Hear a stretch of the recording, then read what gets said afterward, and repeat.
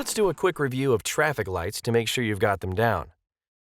This is your standard traffic light. You may also see it laying on its side, like this. Solid red lights mean stop.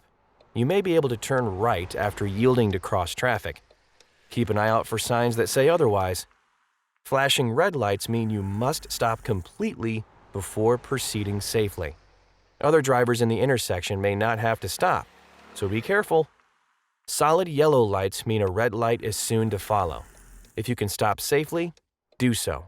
If not, proceed through the intersection cautiously.